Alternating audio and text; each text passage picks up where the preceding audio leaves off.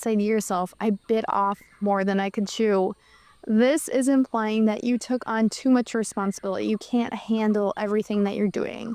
And really, it just means you're overwhelmed. Maybe you can manage these things, it just feels like it's a lot. If you have ever gone back to school, it might feel overwhelming. You're in new college classes and you're trying to work full time. It might feel like you bit off more than you can chew. Like there's just way too many things to do in the amount of time that you have. Or if you've ever planned a big event all by yourself without any help, it might feel like you bit off more than you can chew. Like there's just way too many things to get done for one person. A really common phrase that American English speakers use is I finally got around to it. Finally got around to seeing Gandhi. So you finally got around to reading it? I finally got around to cleaning my house, or I finally got around to cleaning out my closet. Cleaning tends to be one of those things that we delay doing, especially if it's a big organizational project.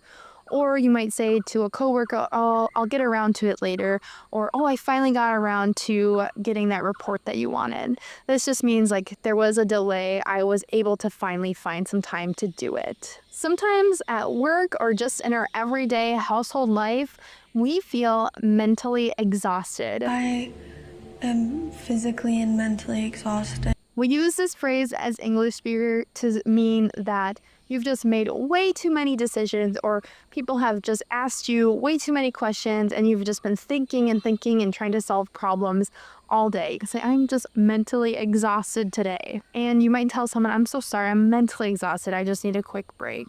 This just means like you need to zone out, you need to meditate, you need to just go for a walk and kind of turn off your brain for a moment. And another phrase that we use when we're either mentally exhausted or it just feels like we just feel like emotionally drained is we say it's never ending. Villa and its never ending upkeep. It's never ending. Again, laundry, my most hated chore. I say, oh, it's just never ending. It's a very dramatic way to say, like, it feels like it never stops and I wish it would. Like, it's just a cycle. Maybe if you're at work, you might say, oh, these emails are just never ending. People are always asking me questions or emailing me requests. And it just feels like your work is a lot when you say that phrase. Our last set of phrases are going to be good for the end of the day, opinions, making connections to things.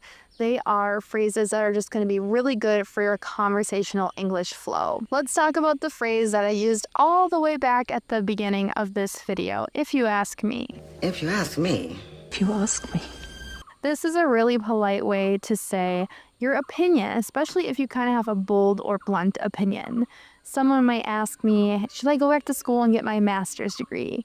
And I might say, well, if you ask me, it might not be worth it. So this is kind of a blunt opinion. I'm saying no.